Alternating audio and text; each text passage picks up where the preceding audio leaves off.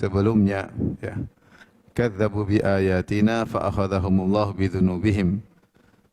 Mereka mendustakan ayat-ayat kami, maka Allah menyiksa mereka disebabkan dosa-dosa mereka.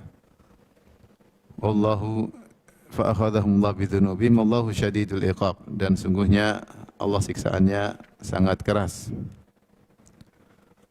Baik, ikhwan dan akhwat yang rahmatillah subhanahu wa ta'ala, pada ayat yang ke-10 Allah subhanahu wa ta'ala menjelaskan tentang kondisi orang-orang kafir yang mereka seringnya memiliki harta yang banyak, memiliki anak yang banyak, namun harta dan anak-anak mereka tidak bisa memberi pertolongan bagi mereka sedikit pun di dunia, terlebih lagi di akhirat.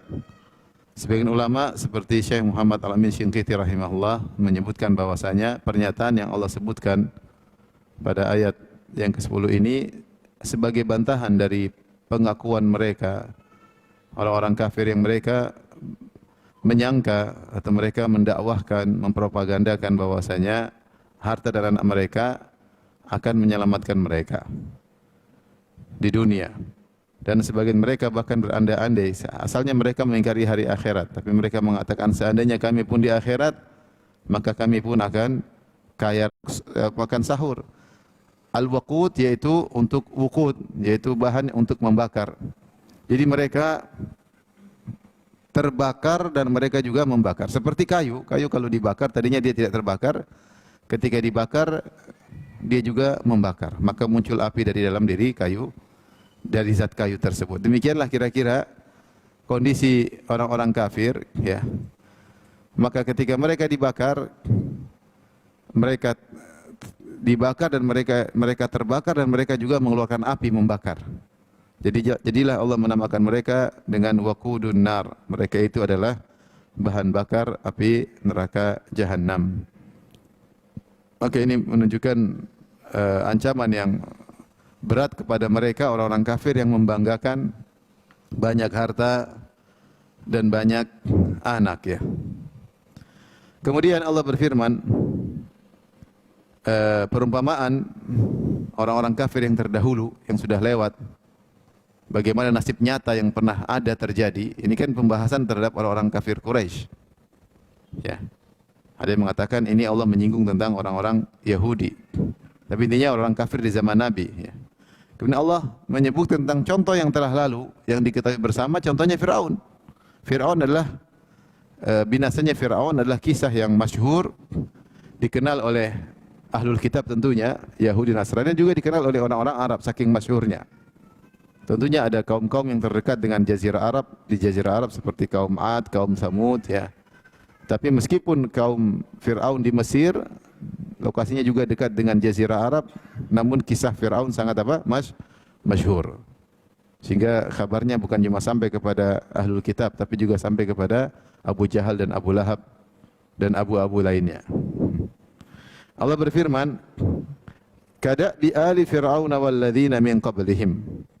Ya. Sebagaimana da'bu ali Fir'aun. Da'ab itu dalam bahasa Arab asalnya adalah suatu perbuatan yang berulang-ulang, disebut dengan al-ada atau tradisi. Seperti sabda Nabi SAW, "Alaikum bi qiyamil lail fa innahu da'bus salihina min qablikum."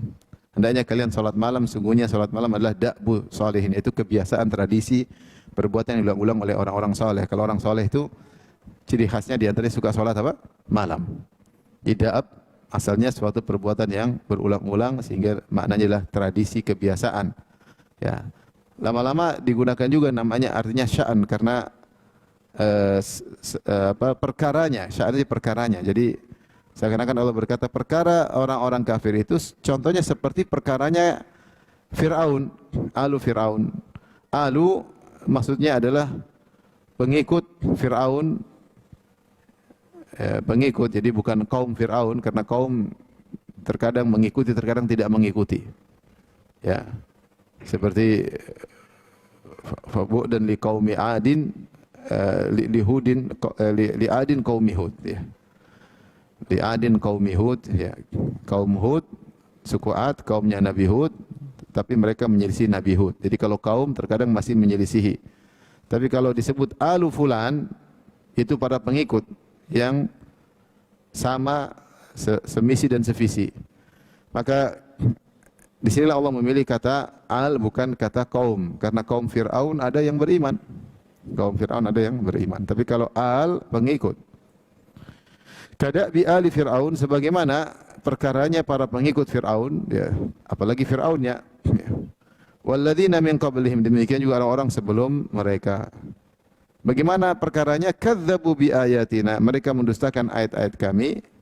Fa akhadhahumullahu bidzunubihim, maka Allah pun menghukum mereka dengan dosa-dosa akibat dosa-dosa yang mereka lakukan. Wallahu syadidul iqab, dan Allah sangat keras siksaannya. Artinya Allah memperingatkan kepada kaum kafirin di zaman Nabi Muhammad SAW. Lihatlah pengalaman yang telah terjadi sebelumnya, yang dekat seperti kaum Fir'aun ataupun kaum-kaum sebelumnya, ya, kaum-kaum sebelumnya seperti kaum Ad, kaum Samud, ya, yang jauh sebelum masa Fir'aun. Di mana mereka mendustakan ayat-ayat Allah, maka Allah pun menyiksa mereka. Ya. Sebagian ulama mengatakan Allah tidak mengatakan fa'aqabahumullah, tapi Allah menggunakan kata fa'akhadha. Akhadha itu bahasa Arab memegang, mengambil. Fa'akhadhahumullah. Artinya siksaan tersebut keras, seakan-akan orang yang disiksa tersebut diambil dan ditawan. Fa'akhadhahumullah bidzunubihim, maka Allah pun menyiksa mereka, mengadab mereka. Kenapa? Akibat dosa-dosa mereka. Bidzunubihim, akibat dosa-dosa mereka. Dosa-dosa mendustakan ayat-ayat Allah, dosa-dosa mendustakan para rasul, ya. Wallahu syadidul iqab, dan Allah sangat keras siksaannya. Artinya apa? Lihatlah, Fir'aun juga dulu kaya raya, bukan cuma kalian, wahai Abu Jahal, Abu Lahab, atau orang Yahudi di zaman Nabi, mereka kaya raya, sampai Nabi pun berutang sama orang Yahudi. Ya. Mereka yang menguasai pasar ketika itu. Sampai ketika Abdurrahman bin Auf akan menikah, dia bilang dullani ala as-suq, ya. Tunjukkan kepada pasar Bani Qainuqa, itu pasar orang Yahudi. Jadi mereka menguasai perdagangan, mereka kaya, ya. Demikian juga Abu Jahal, Umayyah bin Khalaf, Ubay bin Khalaf, orang kaya, Al-Walid bin Mughirah, mereka orang kaya. Seakan-akan Allah berkata, telah lalu sebelum kalian, wahai orang-orang kafir di zaman Nabi SAW, yang juga kaya raya, bahkan mungkin lebih kaya daripada kalian, seperti Fir'aun. Fir'aun memiliki harta yang banyak, pasukan yang banyak. Pasukan kalian kalah dengan pasukan Fir'aun. Harta kalian kalah dengan harta apa? Fir'aun. Kalian tidak ada apa-apanya dengan Fir'aun. Kuburan Fir'aun aja susah bikinnya. Piramid bikin susah nggak bikinnya? Susah banget, ya. Itu baru kuburannya. Artinya, tapi ternyata harta mereka, anak-anak mereka, bahkan pasukan mereka, pengikut setia yaitu pengikut setia, pun tidak bisa menolong Fir'aun. Sebagaimana sebelumnya lagi ada kaum Ad, kaum Samud, yang mereka juga kuat, mereka juga banyak pengikutnya, mereka juga mungkin memiliki kekayaan, maka harta dan anak-anak mereka, pengikut mereka tidaklah bisa menyelamatkan mereka sedikit pun dari siksaan Allah Subhanahu wa taala. Ya, maka Fir'aun dibinasakan, sebelumnya kaum Samud dibinasakan, sebelumnya lagi kaum Ad dibinasakan oleh Allah Subhanahu wa taala. Semuanya dibinasakan akibat dosa-dosa mereka, maka waspadalah kalian. Jangan berbangga-banggaan dengan harta dan anak-anak. Ayat ini kalau kita ambil mafhum mukhalafah, menunjukkan bahwasanya kalau orang beriman, harta dan anak-anaknya bermanfaat pada hari kiamat kelak. Harta dan anak-anaknya bermanfaat, ya. Allah berfirman di dalam ayat yang lain, yauma la yanfa'u malun wala banun illa man atallaha biqalbin salim. Hari di mana tidak bermanfaat harta dan anak-anak kecuali yang datang kepada Allah dengan hati yang bersih. Artinya kalau datang kepada Allah, bertemu dengan Allah dengan hati yang bersih, maka harta dan anak-anaknya bermanfaat. Bukankah kaum mukmin menggunakan hartanya untuk di jalan Allah Subhanahu wa taala? Mereka menggunakan hartanya untuk bertakwa kepada Allah. Kata Nabi sallallahu alaihi wasallam kepada Amr bin Al-As, "Ni'ma al-malu salih lirrajulis salih." Sebaik-baik harta yang baik jika dimiliki oleh seorang yang saleh. Kenapa? Karena harta tersebut akan digunakan untuk bertakwa kepada Allah Subhanahu wa taala. Oleh karenanya, tidak mengapa seorang mukmin memperbanyak harta, memperbanyak anak, karena itu akan bermanfaat baginya pada hari kiamat kelak. Bahkan Rasulullah bangga kalau anak banyak. Tazawwajul wadud al wadud. Nikahilah para wanita yang subur, yang mencintai, yang al-wadud maksudnya yang sangat mencintai kepada suaminya. Al-walud yaitu yang subur, ya. Fa inni mukatsirun bikumul umma yaumil qiyamah. Karena aku bangga dengan anak yang banyak pada hari kiamat kelak. Jadi kalau seorang beriman, harta dan anaknya bermanfaat. Ustaz, boleh cari harta banyak? Boleh. Dakwah ini Islam butuh harta. Terlalu banyak dalam Al-Quran Allah suruh berinfak. Rasulullah mengatakan yadul ulya khairum min yadis sufla, tangan dia lebih dari tangan di bawah. Gimana mau tangan di atas punya duit? Kalau enggak punya duit tangan di bawah. Ya. Tapi orientasinya akhirat ya. Maka cari harta yang banyak, niatkan karena Allah, kemudian disalurkan juga karena Allah Subhanahu wa taala. Punya anak banyak ya. Manfaat di akhirat, dan terlalu banyak dalil tentang manfaat anak bagi orang tua di akhirat kelak, dan bukan saatnya pembahasannya. Tapi intinya mafhum khalafah dari ayat ini, kalau Allah mengatakan orang kafir tidak bermanfaat harta dan anaknya, maka sebaliknya orang beriman apa? Harta dan anaknya bermanfaat. Orang kafir hartanya semakin banyak semakin menyiksanya. Allah berfirman dalam ayat yang lain, ya, innal ladzina kafaru ya yunfiquna amwalahum liyasuddu an sabilillah fasayunfiqunaha thumma takunu alaihim hasrah thumma yughlabun walladzina kafaru ila jahannam yuhsyarun. Surat Al-Anfal.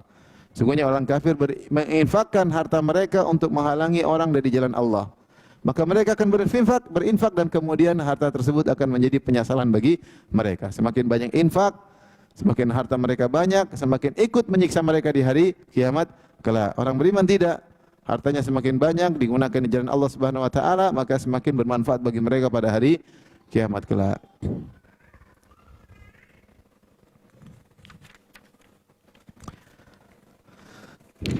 Baik, kita lanjutkan.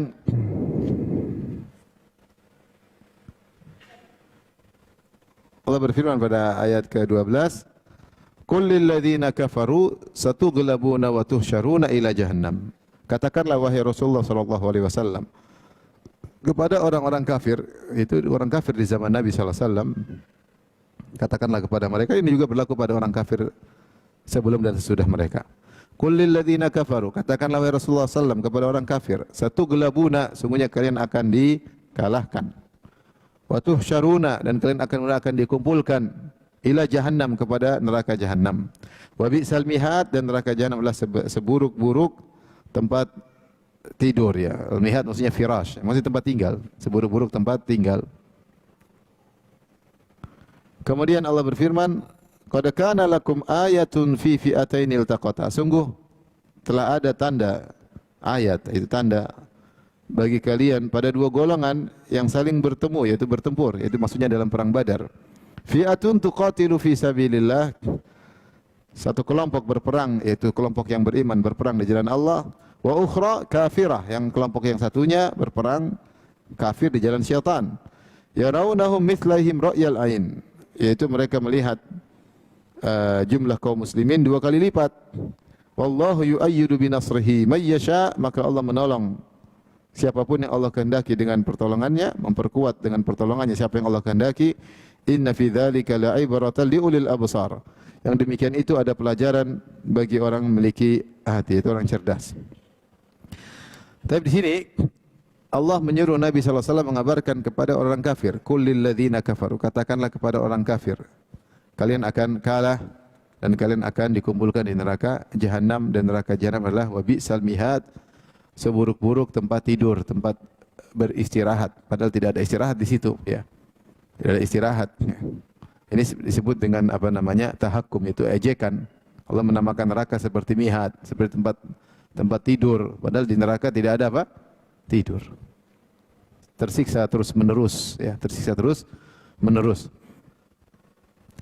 Orang-orang kafir di sini, maksudnya orang kafir di zaman Nabi sallallahu alaihi wasallam, ya.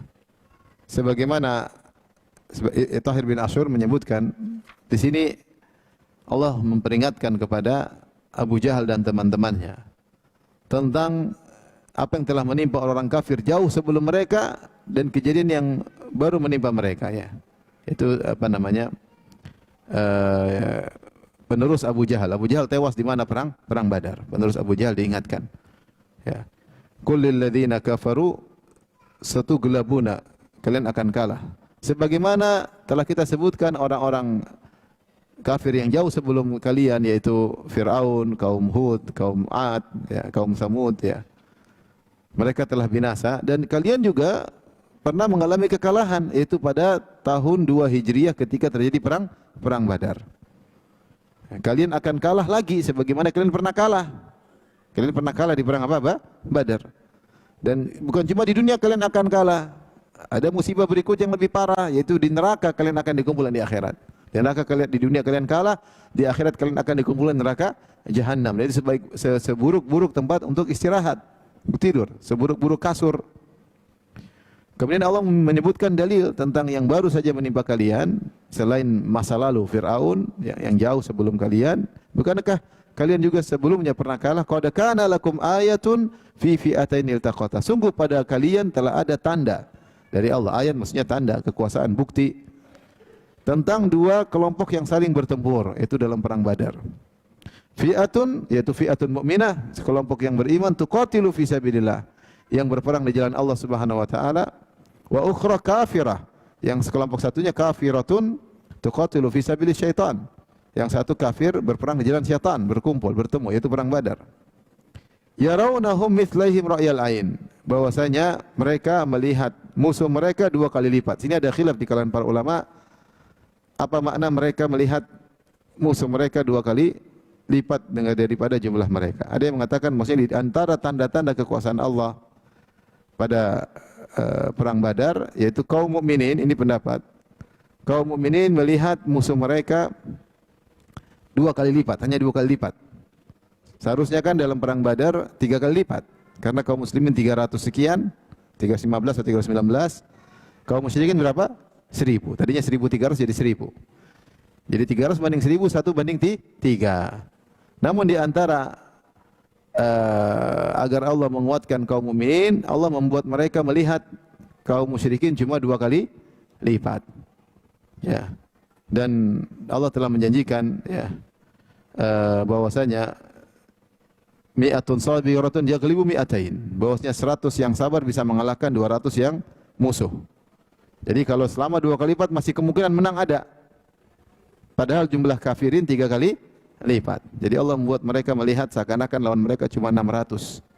Sehingga kaum muslimin berani, ya. Kaum muslimin berani. Ini faedah pertama. Ini kalau ini pendapat, maksudnya kaum muslimin, jadi tafsir ayat ini kaum muslimin melihat musuh mereka jumlahnya 2 kali apa? Lipat. 2 kali lipat. Ini juga sesuai dengan firman Allah, wa yuqalliluhum fi ayunihim, fa yuqallilu fi ayunikum. Ya, Allah menjadikan mereka sedikit di mata kalian wahai kaum mukminin ketika perang Badar. Ya.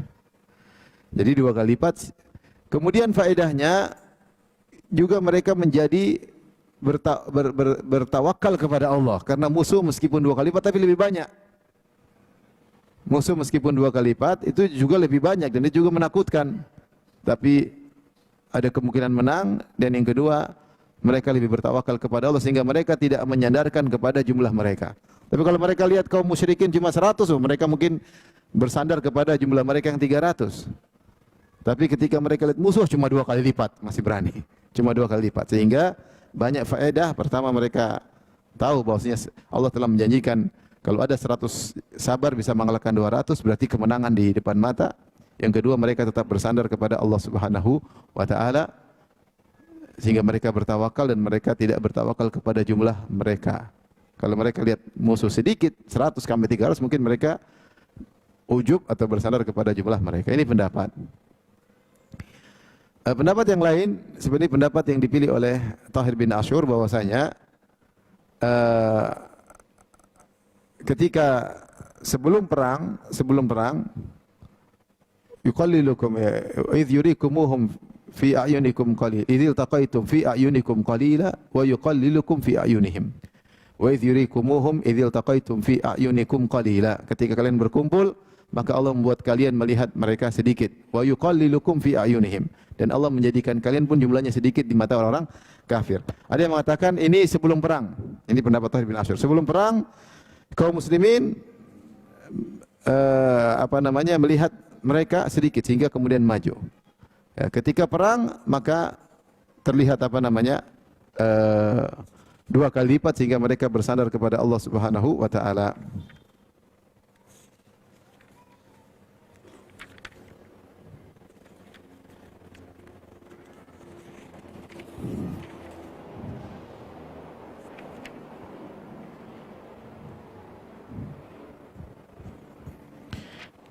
Mohon maaf, maksudnya kalau Thahir bin Asyur berpendapat ini bukan kaum mukminin lihat kaum musyrikin, tapi sebaliknya. Kata dia, maksudnya kaum musyrikin melihat kaum mukminin. Karena ayat qad kana lakum, kum di sini maksudnya kaum kafirin, kaum musyrikin. Karena khitab sedang dalam kondisi tahdid, mengancam. Qad kana lakum ayatun fi fi'atain iltaqata fi'atun tuqatilu fi sabilillah wa ukhra kafiratun yarawnahum mithlahum ra'yal ain. Semua kembali kepada orang kafir, yaitu seakan-akan Allah berfirman, tidakkah kalian sudah mendapatkan teguran wahai orang-orang kafir? Bukankah ketika perang Badar kalian masih ingat kalian melihat musuh dua kali lipat? Yaitu mereka jumlahnya 1000, mereka melihat kaum muslimin seakan-akan jumlahnya berapa? 2000. Jadi Allah ingatkan tentang mukjizat dalam perang tersebut yang pernah dirasakan dampaknya oleh kaum musyrikin ketika perang Badar. Ya, ini pendapat Thahir bin Asyur, ini berapa cukup kuat. Kalau pendapat pertama tadi terkait orang muslim melihat kafir dua kali lipat. Kalau ini enggak, orang kafir melihat orang mukmin dua kali lipat. Adapun firman Allah, wa idh yurikum wa yuqallilukum fi ayunihim, itu maksudnya Allah menjadikan orang kafir melihat kaum musyrikin sedikit, maksudnya sebelum perang. Sebelum perang mereka melihat apa orang Islam cuma 300, kita 1000, gampang. Jadi mereka lihat kecil. Namun ketika sudah masuk dalam peperangan, Allah bikin terlihat banyak, jika mereka jadi ketakutan luar biasa. Dan itu mereka rasakan. Maka Allah ingatkan tentang kondisi ini, wahai penerus Abu Jahal. Abu Jahal tewas dalam perang Badar. Wahai penerus Abu Jahal, ya. Bukankah kalian pernah merasakan sebagian kalian ikut perang Badar dan kalian lihat ketika dalam perang tersebut kalian melihat kaum muslimin seakan-akan jumlahnya apa? Banyak. Itu tanda kekalahan kalian. Maka kalian akan kalah suatu saat di kemudian hari. Di dunia kalah dan di akhirat akan masuk neraka jahanam. Ini pendapat kedua, ya. Ibnu Katsir punya pendapat yang lain. Dia berpendapat ini bahwasanya kaum muslimin melihat kaum musyrikin dalam peperang terjadi beberapa kondisi, terkadang begini, terkadang begini. Tapi intinya ini semua pendapat ahli tafsir, masing-masing punya hujjah. Saya sendiri lebih cenderung kepada pendapat Thahir bin Asyur rahimahullahu taala, karena ayat ini terkait semua qul lil ladzina kafaru, katakanlah kepada orang kafir, qad kana lakum ayah, bukankah telah ada bukti pada kalian orang kafir. Dulu kalian ketika perang kalian melihat orang muslimin dua kali apa? Lipat. Bahwasanya ini sebagai pelajaran bagi kalian bahwasanya kalian bisa kalah. Makanya Allah mengatakan wallahu yu'ayyidu binasrihi may yasha. Bahwasanya Allah memperkuat ya siapa yang Allah kehendaki dengan pertolongannya. Kaum muslimin ketika itu 300, tapi di mata kalian menjadi seperti 2000. Mithlaihim, yaitu mereka melihat musuh jumlahnya dua kali lipat mereka. Jadi mereka musyrikin melihat kaum muslimin seperti jumlahnya berapa? 2000, yaitu dua kali lipat mereka. Bukankah itu pertolongan dari Allah? Ya. Untuk menjelaskan bahwasanya kemenangan dari siapa? Dari Allah Subhanahu wa taala. Inna fi dzalika la'ibratan liulil absar. Yang demikian itu adalah pelajaran bagi orang-orang yang memiliki hati yang cerdas, yang memandang, yang bisa mengambil pelajaran. Baik. Kita lanjutkan ayat berikutnya. Allah berfirman pada ayat ke-14. Zuyyina lin-nasi hubbus syahawati minan nisa'i wal banina wal qanatiril muqantarati minadh dhahabi wal fiddati wal khailil musawwamati wal an'ami wal harth. Dzalika mata'ul hayatid dunya wallahu 'indahu husnul ma'ab. Dijadikan indah pada pandangan manusia, pada syahwat manusia, ya. Kecintaan kepada para wanita, kepada anak-anak, kepada harta yang berlimpah ruah berupa emas dan perak dan kuda, ada yang mengatakan kuda pilihan, nanti akan kita jelaskan insyaallah, wal an'am, binatang ternak, wal harth, dan sawah ladang.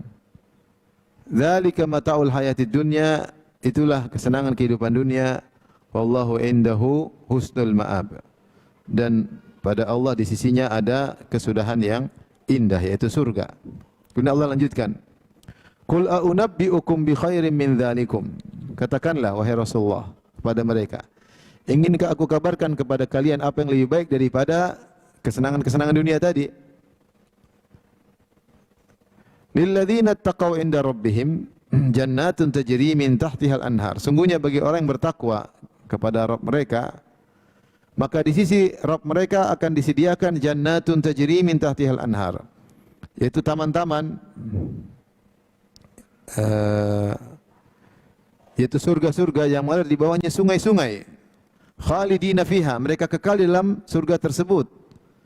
Wa azwajun mutahhara, mereka juga akan disediakan bagi mereka di surga-surga tersebut istri-istri yang disucikan. Wa ridwanum minallah, dan keridhaan dari Allah. Wallahu basirum bil ibad, maka Allah Maha melihat akan hamba-hambanya. Kemudian Allah menyebutkan tentang siapa orang bertakwa yang disediakan surga bagi mereka. Allah sebutkan sifat-sifat mereka. Alladzina yaquluna rabbana innana amanna faghfir lana dzunubana wa qina adzabannar. Itu orang-orang yang berdoa, ya Rabb kami, sungguhnya kami telah beriman, maka ampunilah segala dosa kami dan pelihara kami dari siksa neraka jahanam. Allah sebutkan lagi sifat-sifat mereka, as-sabirina was-sadiqina wal-qanitina wal-munfiqina wal-mustaghfirina bil ashar. Itu orang-orang yang sabar, yang benar-benar sabar, kemudian yang jujur, ya. Kemudian al-qanitin, yang kuat dalam beribadah, yang taat, wal munfiqin, yang suka berinfak, wal mustaghfirina bil ashar, dan orang-orang yang beristighfar di waktu sahur. Baik, ayat-ayat berikut yang akan kita bahas ini, yaitu ayat 14. Ayat ini terkait dengan peringatan kepada kaum mukminin. Kalau tadi peringatan kaum kafirin, ya Allah berikan kepada mereka harta, mereka bangga dengan hartanya, harta tersebut, anak-anak mereka justru menjerumuskan mereka dalam neraka jahanam. Maka Allah ingatkan kaum mukminin agar tidak terpedaya dengan keindahan dunia. Dunia ini Allah jadikan hiasan, ya. Inna ja'alna ma'alal ardi zinatan laha. Kata Allah, kami jadikan apa yang di atas muka bumi sebagai perhiasan di atas muka bumi. Dan makanya banyak ahli tafsir mengatakan zuyyina linnas, dihiasi bagi manusia. Al-muzayyin, yang menghiasi maksudnya Allah Subhanahu wa taala. Menghiasi ini semua indah. Ini karena Allah menjadikan hal tersebut dalam diri manusia, ya. Sudah ada filenya dari sana. Manusia itu suka harta, suka wanita, suka anak-anak, suka kuda, dari sana sudah ada. Karena ini yang meletakkan sang pencipta sebagai ujian, ya. Kenapa laki-laki lihat perempuan suka dari sana? Itu ada Tuhan, Tuhan yang bikin. Tuhan yang bikin. Allah bikin hewan suka hewan, manusia suka manusia. Makanya saya sering bilang kalau ada sapi jantan, di depan dia ada perempuan cantik, sapi jantan tersebut tidak tertarik. Mungkin kurang gemuk. Dia tertarik sama sapi betina. Kenapa sapi suka sapi padahal perempuan lebih indah daripada sapi? Karena begitu, dari sana ada filenya. Ada Tuhan, ya. Ini yang bikin orang ateis bingung, ya, kok bisa, ya. Rasa itu di mana, ya. Makanya ketika bahkan kita lihat mahram kita, lihat ibu kita mungkin cantik, lihat anak kita nggak tertarik. Bukan lihat yang bukan mahram tertarik. Jadi ada Tuhan yang ngatur itu semua, ya. Tapi adalah ujian, ya. Allah mengatakan zuyyina linnas, dijadikan indah bagi manusia syahwat. Siapa yang menjadikan tersebut? Allah. Inna ja'alna ma'alal ardi zinatan laha. Kami jadikan perhiasan bagi bumi tersebut. Hingga timbul syahwat, keinginan dari manusia minan nisa, terhadap wanita. Wanita disebutkan terlebih dahulu, sebelum anak-anak, sebelum harta yang berlimpah ruah, sebelum harta, sebelum kuda dan yang lainnya, ya. Kenapa? Karena ketertarikan lelaki kepada wanita luar biasa. Makanya fitnah paling besar adalah fitnah apa? Wanita. Kata Rasulullah SAW, ma taraktu ba'di fitnatan adharra 'ala rijal minan nisa. Aku tidak meninggalkan fitnah paling besar berbahaya bagi lelaki seperti fitnah wanita. Rasulullah berkata, al-mar'atu auratun, wanita itu aurat, fa idza kharajat istasyrafa syaitan. Kalau dia keluar dari rumahnya, maka setan mengintai. Setan ingin jadikan dia sebagai jebakan, sebagai alat untuk menjerat, ya, para lelaki. Oleh karenanya wanita fitnah wanita luar biasa. Ya, fitnah wanita luar biasa. Maka ini yang disebutkan pertama kali sebelum yang lainnya. Karena potensi syahwat kepada wanita sangat luar biasa ya. Baru setelah itu disebut al-banin, anak-anak. Anak-anak juga fitnahnya luar biasa. Ya. Cinta kepada anak luar biasa. Kalau cinta berlebihan juga tidak baik. Makanya dalam hadis Rasulullah mengatakan al-waladu majbanatun mabkhalatun mahzanatun dalam sebagian riwayat. Anak-anak itu majbanah itu bikin takut, bikin sang ayah takut untuk berjihad, takut nanti kalau saya mati siapa yang ngurus anak-anak. Sehingga terkadang dia tidak mau berjihad. Mau pergi berdakwah, anaknya nangis, enggak enak, akhirnya enggak jadi berdakwah ya. Pergi bersafar mikir anak ya. Saking sayang sama anak sehingga terkadang banyak kebaikan yang terhalangi. Ya. Kemudian mabkhalah, bikin pelit. Mau bersedekah, istrinya bilang nanti gimana, anak-anak belum punya apa-apa. Kita harus punya tabungan yang banyak buat anak-anak. Akhirnya nabung-nabung buat anak-anak terus, akhirnya enggak menyumbang sana, menyumbang sini. Jadi pelit karena terlalu mengkhawatirkan masa depan anak-anak. Pada anak-anak rezekinya sudah ada yang atur. Ya. Artinya boleh kita ngurus persiapkan anak-anak, tapi jangan berlebihan. Jangan berlebihan. Jangan bilang saya taruh buat punya anak 5, rekening 5 harus terisi 5 miliar dulu semua baru saya bersedekah. Ini enggak benar. Enggak perlu seperti itu. Yang secukupnya rezeki nanti Allah yang atur. Yang membuat dia jadi pelit, mabkhalatun. Mahzanatun, sering buat orang tua sedih. Anaknya sakit dia sedih, anaknya dibully dia sedih. Anaknya tidak naik kelas dia sedih. Ya. Anaknya sudah sakit, yang bingung orang tua ya. Pilu hati ini melihat anak-anak apa? Sakit, saking cintanya. Oleh karena hati-hati kalau berlebihan tidak baik ya. Ya. Allah mengatakan alamu annama amwalukum wa auladukum fitnah.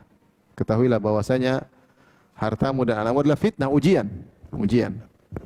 Terkait dengan wanita, inna min azwajikum wa waladikum aduwwan lakum fahdharuhum. Semuanya di antara istri kalian dan istri anak kalian ada yang menjadi musuh bagi kalian. Apa maksudnya musuh? Membuat kalian terhalang dari ketaatan kepada Allah Subhanahu wa taala. Betapa banyak wanita buat suaminya jadi pelit. Betapa banyak wanita membuat suaminya jadi memutuskan silaturahmi. Ya, dan banyak lelaki terjebak karena saking cinta kepada istri, tidak ingin diomelin istri, dia rela ngomel-ngomel sama orang tuanya, sama kakaknya, sama adiknya.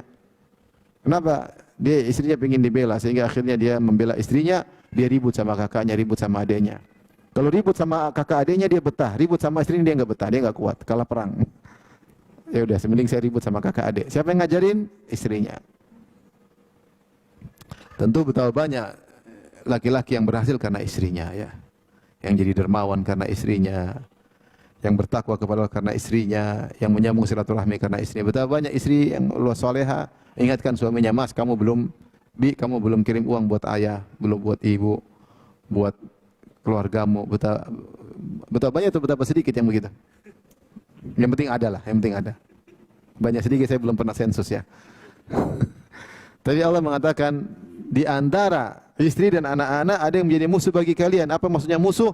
Menghalangi kalian dari ketaatan kepada Allah Subhanahu wa taala. Fahdharuhum, maka waspada. Makanya disebutkan di sini fitnah pertama wanita dan anak-anak. Wanita belum jadi istri sudah bikin fitnah. Sudah jadi istri pun terkadang bikin apa? Fitnah. Maka pilihlah wanita salehah akan menjadi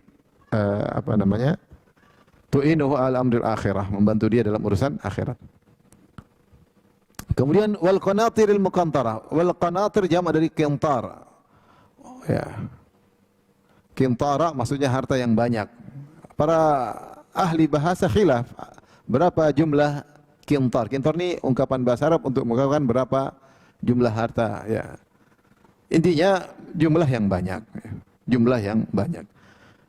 Al-qanatir jamak dari qintar. Al-muqantarah, jadi jumlah yang berlipat-lipat. Karena harta yang sedikit tidak membuat fitnah, yang banyak yang bikin apa? Fitnah. Banyak yang bikin fitnah, duit banyak bikin fitnah. Ya. Pengennya buat mau beli ini, pengen beli ini, apalagi duit yang panas, pengen segera digunakan. Duit berkah insya Allah enggak digunakan untuk takwa kepada Allah.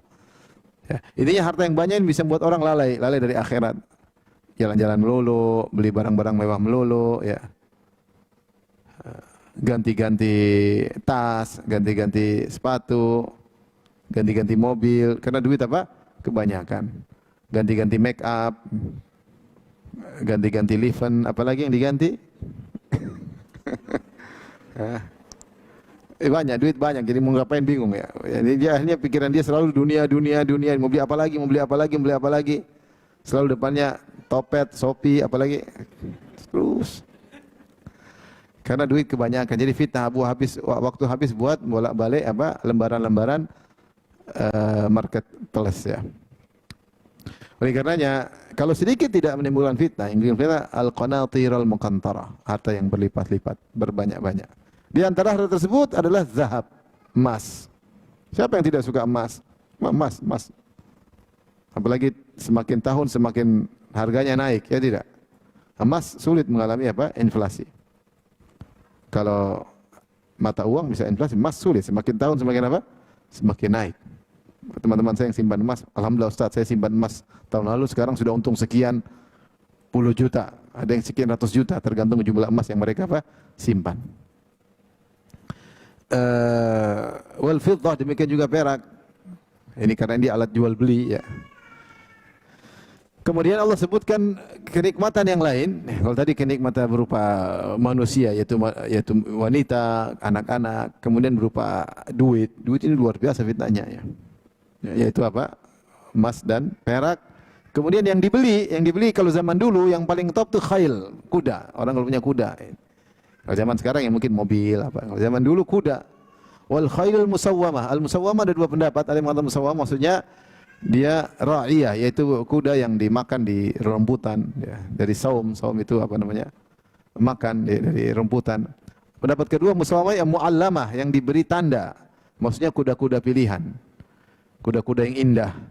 Bukan kuda esek-esek, kuda-kuda yang mahal, yang indah. Di zaman dulu kebanggaan punya kuda yang gagah, indah, dilihat. Ya, punya duit beli itu. Ini fitnah. Di antara yang pernah terfitnah dengan kuda adalah Nabi Sulaiman alaihissalam. Hatta tawarat bil hijab. Rudduha alaiha. Ketika Nabi Sulaiman melihat kuda-kuda yang indah, kuda-kuda perang sedang dipamerkan, maka dia lupa untuk berzikir di sigir petang. Ada yang mengatakan lupa ibadah kepada Allah. Sampai matahari terbenam. Maka dia mengatakan, kembalikan kuda-kuda tersebut.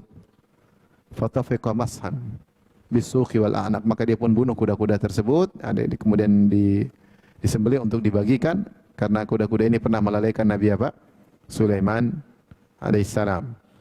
Dan kalau zaman dahulu kuda mudah melalaikan, kuda indah karena dia harus dirawat, dipandang saja indah, apalagi kuda tersebut Safinatul Jiyad, dia sudah bergaya, kemudian dia angkat kakinya satu, indah sekali kuda. Kita lihat aja, lihat di YouTube, saya lihat di YouTube, buku lihat asli. Lihat di YouTube ada, tulis saja Safinatul Jiyad, kuda 4 kaki, terus dia lagi bergaya, dia angkat kaki satunya, keren banget ya. Cuma berdiri 3 kuda. Kalau kita angkat satu, orang gila. Kuda, kakinya 4 angkat satu, keren. Indah sekali. Dia gaya, maksudnya lagi berdiri, kaki satunya dia apa? Diangkat. Keren, apalagi gerakan ininya ya. Itu zaman dulu, sampai sekarang orang senang dengan kuda. Orang punya kuda pasti orang apa? Kaya. Ada orang miskin punya kuda, bahlul. Tapi orang yang kaya yang punya apa? Kuda. Zaman sekarang mungkin orang kalau kuda jarang, mobil ya. Mobil mewah ya. Ya. Intinya ini semua bukannya tidak boleh. Tapi hati-hati. Jadi Allah mengingatkan hati-hati, jangan berlebihan. Karena ada syahwat di situ. Ada syahwat di situ. Ini dari sananya Allah ciptakan kita dengan ada syahwat. Ya, syahwat terhadap wanita, senang terhadap anak-anak. Boleh punya anak banyak boleh, boleh istri banyak boleh, yang penting tidak lupa dengan apa? Akhirat. Boleh punya kuda banyak boleh, ya. Yang penting jangan lupa dengan apa? Akhirat ya. Tapi Allah ingatkan bahwasanya ini semua potensi untuk buat lupa dengan apa? Akhirat. Makanya disandarkan kepada syahwat. Kalau tidak berlebihan tidak mengapa. Wal an'ami wal harth, demikian juga binatang ternak. Ternak punya onta, binatang ternak maksudnya onta, sapi, kambing. Hal yang menyenangkan. Kambing banyak, punya onta banyak, sapi banyak. Wal harth, sawah ladang yang banyak. Ya, sampai kapan saya ke Bali ada kajian plus jalan-jalan sedikit. Saya lihat diperlihatkan Ustaz, ini ada sekarang ada view baru. Ya, orang bule itu suka rumah di tengah sawah. Jadi view-nya view apa? View sawah. Itu rumah atau hotel jadi lebih mahal. Karena begitu keluar hotel lihat apa? Sawah. Jadi sawah ternyata juga menyenangkan. Sekarang orang kalau punya sawah ladang luas ya sudah menyenangkan, sudah bisa bayangkan berapa kalau panen berapa hasilnya ya. Jadi ini semua adalah bentuk-bentuk kesenangan dunia. Allah sebutkan 8 model istri yang pertama, kedua apa? Anak-anak. Ketiga harta yang berlimpah ruah. Ya, emas, kemudian apa? Perak. Kemudian kuda, kemudian apa lagi? Binatang ternak dan terakhir sawah ladang. Ya, namanya kesenangan dunia berputar sekitar itu. Ini atau yang semisalnya. Ini atau yang semisalnya. Kata Allah, "Dzalika mata'ul hayatid dunya." Itulah kesenangan dunia. Mata adalah sesuatu yang digunakan dan akan rusak. Namanya mata. Barang-barang perkakas akan rusak. Allah sebutkan dengan 2 nama agar mengingatkan kita tidak lupa dengan akhirat. Mata dan dunia. Mata yaitu sesuatu yang dipakai akan selesai.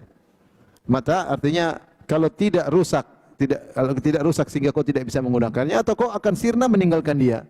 Semua yang kita miliki cuma 2 kemungkinan. Dia rusak tidak bisa kita gunakan, atau kita yang rusak kemudian tidak bisa menggunakannya. Apapun itu juga. Karena dia namanya mata. Mataun qalil ya. Kesenangan yang selesai. Istri, taib. Mungkin dia meninggal atau kita yang meninggal. Atau mungkin dia tua atau kita yang tua sehingga tidak bisa lagi seperti dulu ya. Tidak bisa selamanya muda terus, tidak akan selesai. Ya, mobil juga begitu, lama-lama juga apa? Rusak. Entah dia yang rusak dulu apa kita yang mati duluan. Semua kenikmatan dunia, mata. Ya. Anak-anak sudah besar, sudah enggak anak-anak lagi. Ya, sudah enggak anak-anak lagi. Ya. Apapun itu, ya. Oleh karenanya Allah mengingatkan dengan mata, kata pertama mata, yaitu sesuatu yang tidak abadi. Sesuatu yang tidak abadi. Kemudian Allah mengatakan dunia. Dunia bahasa Arab artinya dani. Ada 2 pendapat. Ada mengatakan dani atau dari dunu, yaitu dekat atau rendah. Jadi suatu kesenangan yang rendahan yang akan sirna. Kau lihat indah tapi memang itu ujian. Jangan sampai lupa dengan apa? Akhirat. Makanya renungan bagi kita semua, ikhwan dan akhwat. Kalau kita semakin diberi harta, lihat posisi kita semakin dekat dengan Allah atau tidak. Kalau kita semakin jauh, ini istidraj. Kalau kita semakin dekat berarti insya Allah berkah. Ini semakin ngaji semakin duniawi. Semakin ngaji maka semakin cari duit dengan pengajian. Ini gimana?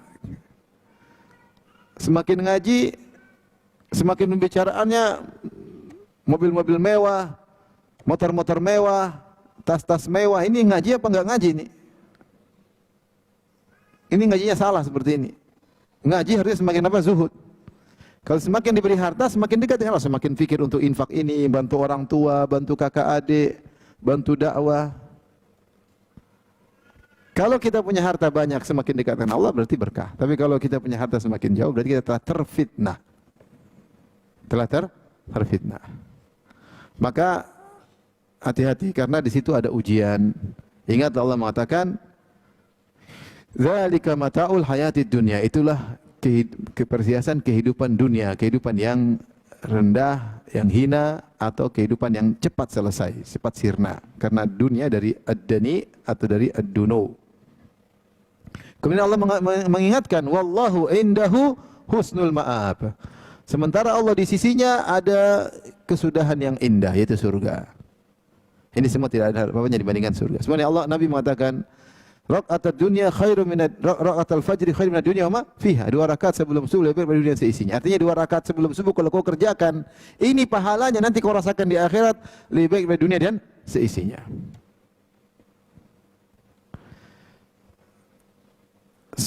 Al-baqiyatus salihat ahabbu ilayya mimma ta'alat alaihi syams. Atau kama qala Nabi sallallahu alaihi wasallam. Al-baqiyatus salihat yaitu zikir subhanallah walhamdulillah wala ilaha illallah Allahu akbar lebih baik daripada dunia, itu yang matahari terbit di atasnya, lebih baik dari dunia dan seisinya. Oleh karenanya semua amal soleh pahalanya luar biasa ya. Kita terpedaya dengan sesuatu yang hadir yang ada di depan kita. Maka silakan nikmati dunia tapi jangan sampai apa? Lalai. Allah ingatkan wallahu indahu husnul ma'ab. Sungguhnya di sisi Allah ada kesudahan yang indah. Kemudian Allah tekankan lagi, "Qul," katakanlah wahai Muhammad pada orang beriman, "A'unabbi'ukum min khairin bi khairin min dzalikum." Maka aku kabarkan kepada kalian. Di sini kabar yang penting. Karena Allah menggunakan qul a'unabbi dari naba. Naba itu khabar yang penting.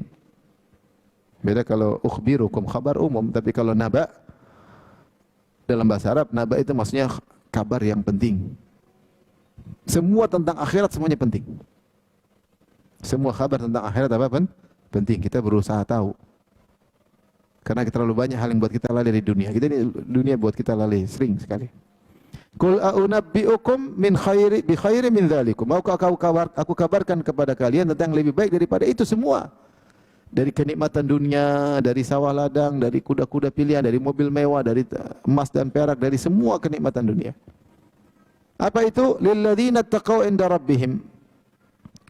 Bagi orang bertakwa, inda rabbihim, di sisi Rabb mereka, ada ganjaran yang Allah siapkan di sisi Rabb mereka. Firman Allah inda rabbihim menunjukkan agungnya ganjaran tersebut. Karena ada perkataan di sisi Rabb mereka. Allah tidak mengatakan lilladzina taqaw jannatun. Allah mengatakan lilladzina taqaw inda rabbihim. Sungguhnya bagi orang bertakwa ada ganjaran spesial di sisi Allah. Berarti ganjaran spesial. Apa ganjaran tersebut? Jannatun tajri min tahtihal anhar. Itu taman-taman yang indah yang mengalir di bawahnya sungai-sungai. Taman-taman tersebut bukan taman-taman seperti di dunia ya. Jangan seperti orang liberal, mereka mengatakan, Al-Quran itu turun buat orang Arab. Makanya setiap disebut akhirat sebutnya taman, kebun. Karena di Arab jarang apa? Taman. Mereka ngejek Al-Quran. Kita bilang sampai sekarang saja orang masih cari taman, ya enggak? Taman safari banyak cari enggak?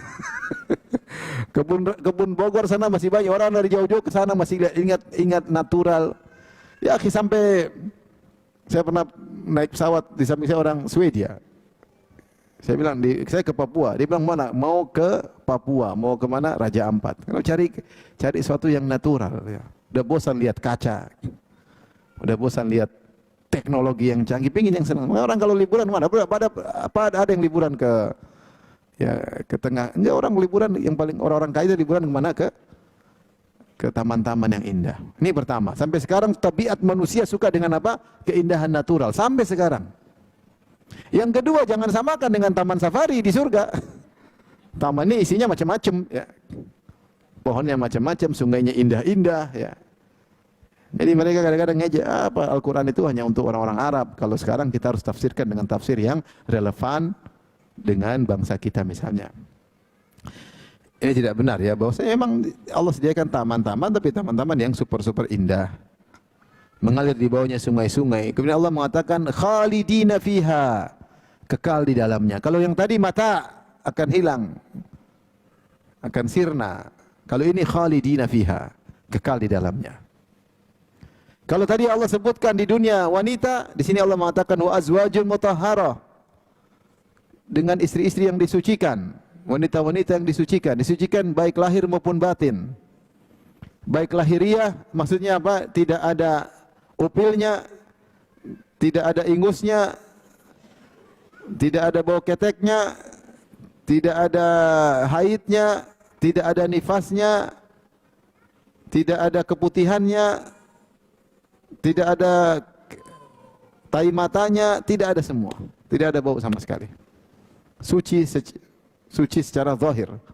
Sampai dalam hadis riwayat disebutkan inna ahlal jannati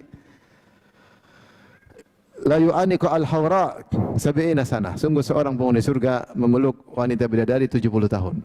La yamalluha wa la tamalluhu. Dia tidak bosan dari wanita tersebut dan wanita tersebut tidak bosan dari dia. Kalau wanita dunia kita peluk sehari aja pasti sudah berbagai macam gangguan timbul. Apalagi 2 hari kita peluk enggak berhenti-berhenti. Ini 70 tahun dia peluk bersih, kenapa tidak aroma wangi? Ya, aroma wangi. Secara fisik dibersihkan, secara batin akhlaknya pun sangat mulia. Ya. Selalu tersenyum, tidak pernah angkat suara, tidak pernah melihat lelaki yang lain, dan seterusnya dan lain-lain.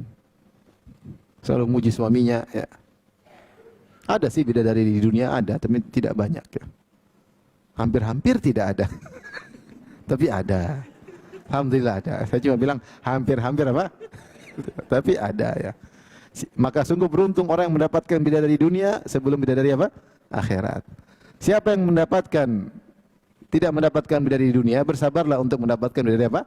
Akhirat. Siapa yang mendapatkan genderuwo dunia, sabar. Sabar. Jadi intinya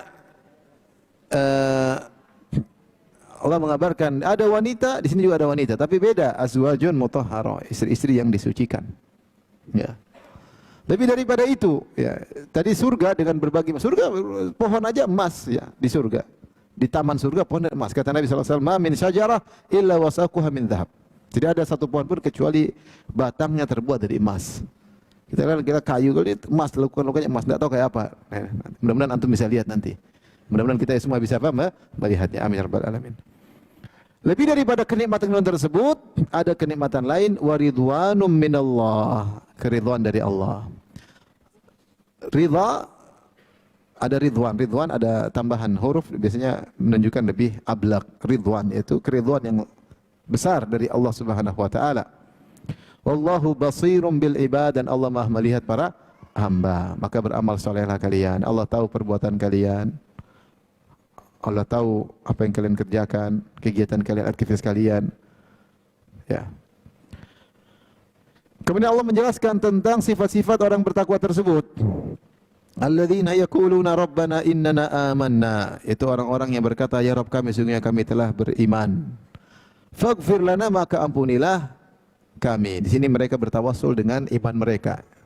Amanna faghfir lana. Kami telah beriman, maka ampunilah dosa-dosa kami dengan keimanan kami.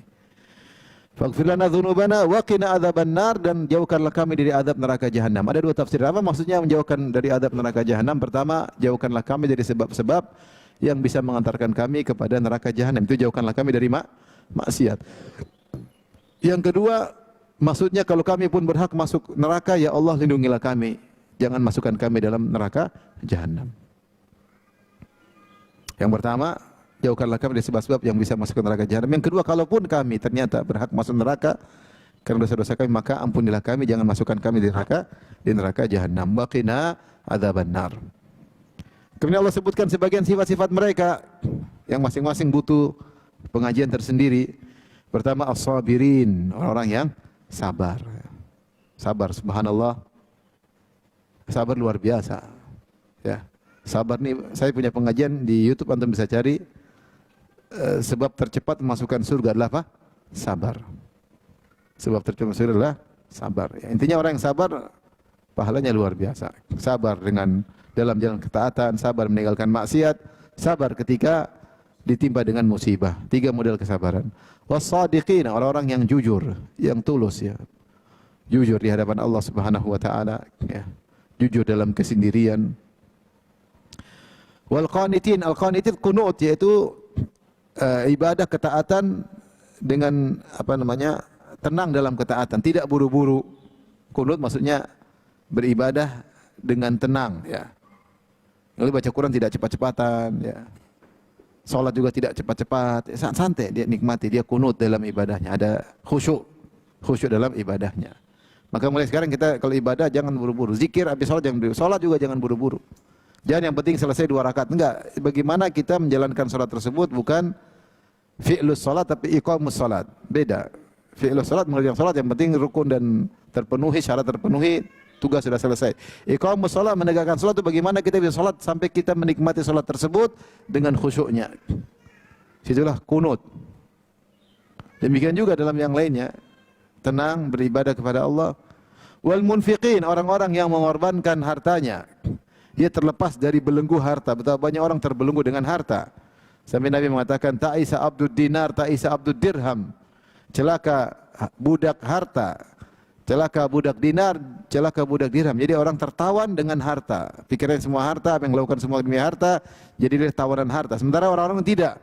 Wal munfiqin, orang-orang yang berinfak. Dia tidak terbelenggu dengan harta. Wal mustaghfirina bil ashar, dan orang-orang beristighfar di waktu sahur. Ya, istighfar dalam segala waktu penting, tapi paling utama di waktu sahur, isyarat mereka menutup ibadah-ibadah mereka dengan istighfar. Dan ini adalah sunnah yang berlaku mengakhiri ibadah dengan apa? Istighfar. Seperti habis salat Rasulullah ucapkan apa? Astaghfirullah, istighfar thalathan. Kalau selesai salat langsung astaghfirullah, astaghfirullah, astaghfirullah. Ya. Ini habis salat malam. Jadi mereka istighfar di waktu sahur bukan bangun istighfar doang, tidak. Mereka telah bangun sebelumnya dan mereka beristighfar. Di siang hari mereka berinfak, sabar, di malam hari mereka salat malam, di penghujung malam mereka sebelum melepaskan hari sebelumnya untuk masuk ke hari yang baru, mereka kemudian beristighfar. Dalam haji kata Allah Subhanahu wa taala, "Tsumma afidhu min haitsu afadha an-nas wastaghfirullah." Kemudian beranjaklah sebagaimana orang-orang beranjak, istighfarlah. Setelah mereka menjalankan ibadah-ibadah haji, di penghujung Allah suruh beristighfar. Rasulullah SAW di akhir dakwah selama hidup 23 tahun berdakwah, di akhirnya Allah suruh beristighfar. Idza jaa nasrullahi wal fath wa ra'aitan nasa yadkhuluna fi dinillahi afwaja fasabbih bihamdi rabbika wastaghfir.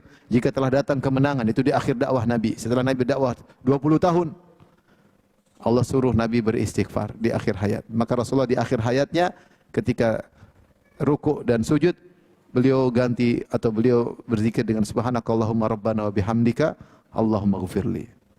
Ya ta'awwalul Quran, beliau menjalankan perintah Allah tersebut. Demikian juga seperti dalam surat Al-Muzammil, kata Ibnu Taimiyah, surat Muzammil disebut surat Qiyamil Lail.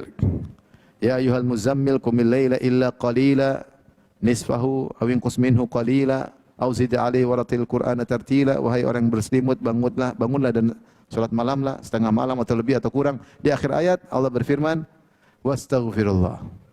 Innallaha ghafurur rahim. Beristighfarlah. Ya, sungguhnya Allah Maha Pengampun lagi Maha Penyayang. Maka orang yang beristighfar setelah dia melakukan banyak amal soleh, pertama dia mengakui dia pasti melakukan kekurangan dalam amal soleh tersebut. Siapa yang bilang hajinya sempurna? Enggak ada. Siapa yang bilang sholatnya khusus 100%? Enggak ada.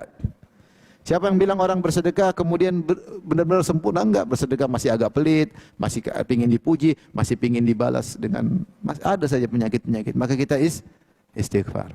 Ya. Kedua, orang beristighfar di akhir ibadah yang saleh, menjauhkan diri dari ujub. Khawatir dia apa? Ujub. Dia merasa bangga dengan amal saleh dia tahu bahwasanya amal salehnya penuh dengan kekurangan. Tapi demikian saja, ikhwan dan akhwat yang rahmatillah subhanahu wa ta'ala. Insyaallah kita lanjutkan pada kesempatan yang lain. Wallahu ta'ala alam bisawab.